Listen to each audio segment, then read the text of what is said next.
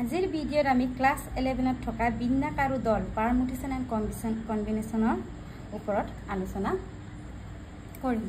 এতিয়া কি কৈছে আমাৰ বিন্যাস আৰু দল বা পাৰমুটেশন আৰু কম্বিনেশন। এটো বহুত ইজি চেপ্টাৰ হয়। ইয়াত কেইটামান ফৰ্মুলা মনত ৰাখি আমি এইখিনি লেসন আমি সমাধান কৰিব পাৰো। কিন্তু তাৰ আগতে তোমালোকে জানিব লাগিব পাৰমুটেশন মানে কি, কম্বিনেশন মানে কি। এতিয়া চোৱাচোন পাৰমুটেশন বা বিন্যাস মানে কি কৈছে আমাৰ determine the number of possible arrangement.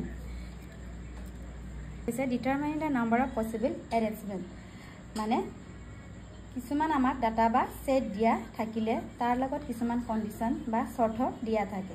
এই শৰ্তবোৰ আমি কেনেধৰণে এৰেঞ্জমেন্টস নাম্বাৰত এৰেঞ্জমেন্টস কৰো তাকে আমি কি বুলি কওঁ বিন্যাস বা permutation. And next is our combination. Combination is a selection of all set of object. যিবোৰ আমাক object দিয়া থাকিব আমি এটো কেনেদা selection কৰেও তাকে আমাক combination মানে compare কৰাটো। আমি এটো কি example উদাহৰণৰ আগত আমি কেনেকে বুজিম চোৱা। ধৰি লোৱা তোমালোকৰ আমাৰ দুটা পেন কলম আছে আৰু তোমাৰ দুটা চাৰ্ট আছে। এটো দুটা তোমাৰ কলম আৰু দুটা চাৰ্ট আছে। এই পেনবোৰ আমাৰ কালাৰখিনি কেনেকুৱা আমি বগা হোৱাইটও ল'ব পাৰো, কলমৰ কালাৰ আৰু ব্ল্যাক দুটা আছে কাৰণ আমি দুটা কালাৰ লৈছো। ঠিক তেনেকে দুটা চাৰ্টত আমাৰ কি থাকিব পাৰে, এটা ৰেড চাৰ্টও থাকিব পাৰে, এটা ইয়েলো চাৰ্টও আমাৰ থাকিব পাৰে।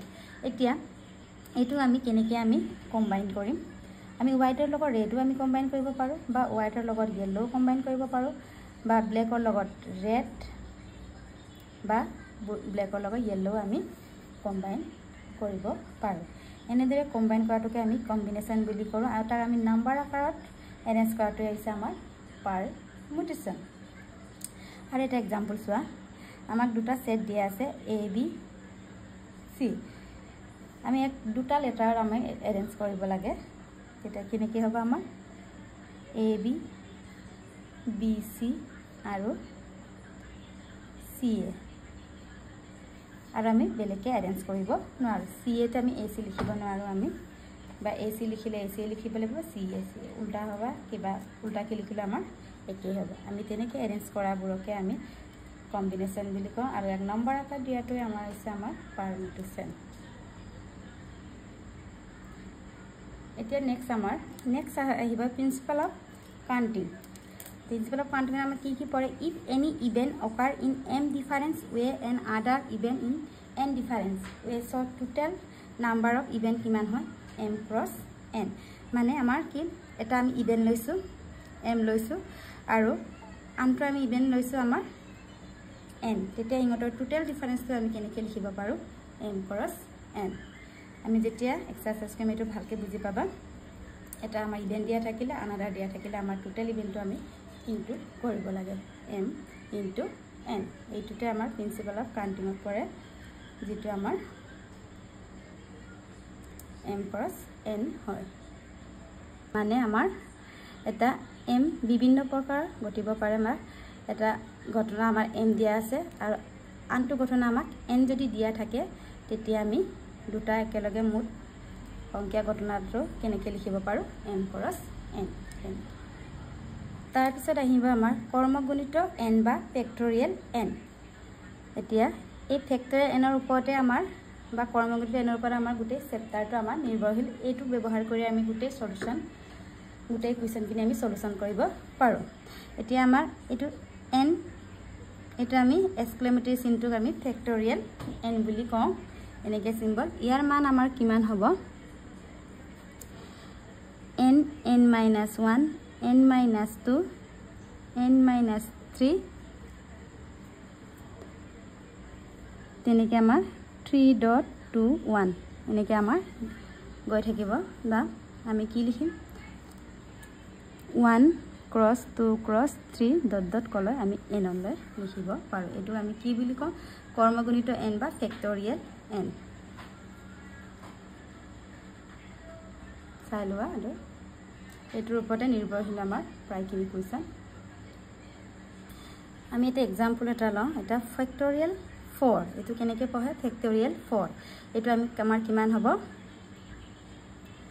4 into 3 into 2 into 1 এটা আমি কেনেকৈ পাইছো এইটো ফৰ্মুলাত আমি ব্যৱহাৰ কৰিছো n ৰ বিলা আমাৰ 4 তাৰপৰা n - 1 কিমান হয় আমাৰ 3 n - 2 n ৰ ঠাইত 4 বহালে আমাৰ 2 হয় তেনেকৈ আমাৰ লিখিব পাৰো এইখিনি ফৰ্মুলাত বহাতকে এইটোতে হয় কিন্তু তোমালোকে এটা মনত ৰাখিলে হ'ল আমি n ৰ ভ্যালু 4 লয় তাতে আমাৰ 1 এটা কমি যায় কিন্তু লাষ্ট কলৈ কমে আমাৰ 1 এনেকৈ বা ফেক্টৰিয়েল 5 ললে আমাৰ কি n ৰ ভ্যালু 5 আছে 5 ৰ পিছত কি আহিব আমাৰ 4 into আকৌ 3 into 2 into 1 0 লৈ নেযায় আমাৰ 1 লৈকে কাৰণ আমাৰ এটো 1 লৈকে আছে এটো আমি এটা ইনটু কৰি দিলে আমাৰ ফেক্টৰিয়েল 4 আৰু ফেক্টৰিয়েল 5 ৰ ভ্যালু পাম তোমাক 1 ফেক্টৰিয়েল কি হয় আমাৰ 1 তেনেকে 2 ফেক্টৰিয়েল কি হয় আমাৰ 2 into 1 তেনেকে আমি 3 ফেক্টৰিয়েল কলে 3 into 1 or 3 into 2 into 1 আমি তেনেকে লিখিব পাৰো এটো ফেক্টৰিয়েল ইনটু আমাৰ ক্লিয়াৰ হৈছে নে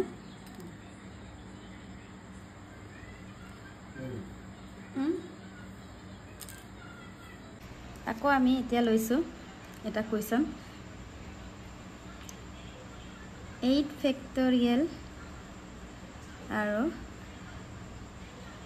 6 ফেক্টৰিয়েল into ফেক্টৰিয়েল 2 বুলি কয় আমি ফেক্টৰিয়েল ঠাইত আমি কি লিখিব পাৰো এটো সিম্বলটো কেতিয়া ব্যৱহাৰ কৰা হয় মনত ৰাখিবা তেতিয়া আমি কি কৰো আমাৰ ইয়াৰ তিনটা ভিতৰত কোনটো ডাঙৰ 8 টো আমি তেতিয়া 8 টো ভাঙিম 8 into 7 আকৌ ফেক্টৰিয়েল তাৰপিছত কি আহিবা 6 কিন্তু তলত কি আছে ফেক্টৰিয়েল 6 তেতিয়া আমি এটো 6 টো ষ্টপ কৰিব পাৰো এটো ফেক্টৰিয়েল 6 into 2 টো আকৌ আমাৰ 2 into 1 তেতিয়া কি হয় ফেক্টৰিয়েল 6 কেনসেল যায় তাৰপিছত এটা আমি সিম্পলিফাই কৰি আমি এনসাৰটো উলিয়াব পাৰো কিছুমান কুৱেশ্যনত তোমালোকৰ ফেক্টৰিয়েল n বা এনেদৰে থাকিব পাৰে একে মিনিং বুজায় এতিয়া আমাৰ নেক্সট আহিব আমাৰ পাৰমুটেশনৰ ফৰ্মুলাটো বিন্যাসৰ ফৰ্মুলাটো এটো আমি কেনেকৈ লিখিম n p r p মানে আছে আমাৰ পাৰমুটেশন ইংলিছত আমাৰ পাৰমুটেশন কোৱা হয় আৰু p আখৰেৰে ষ্টাৰ্ট হয় কাৰণে ইয়াত p লিখিছো n p r তেতিয়া এটো কি আমাৰ কি হ'ল ফেক্টৰিয়েল n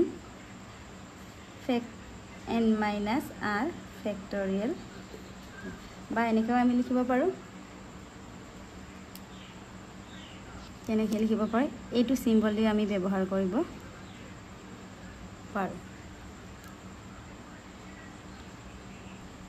আৰু আমাৰ এই r ৰ মানটো আমাৰ 0 less than equal r less than equal n মানে কি 0 r ৰ মানটো 0 ৰ সমান হ'ব পাৰে বা 0 তকৈ ডাঙৰ বা n ৰ সমান হ'ব পাৰে বা n তকৈ সৰু হ'ব পাৰে কিন্তু n ৰ আমাৰ বাহিৰত হ'ব নোৱাৰে বা 0 তকৈ সৰু আমাৰ যেনে -1 -2 তেনেকৈ হ'ব নোৱাৰে আকৌ কম্বিনেশন বা ডলৰ আমাৰ ফৰ্মুলাটো হৈছে n কম্বিনেশন কম্বিনেশন c টো আমাৰ কম্বিনেশন ৰিপ্ৰেজেন্ট কৰে r ইকুৱেল আমাৰ একে হ'ব factorial n factorial n minus r আকৌ ইয়াত কি হয় আমাৰ ফেক্টৰিয়েল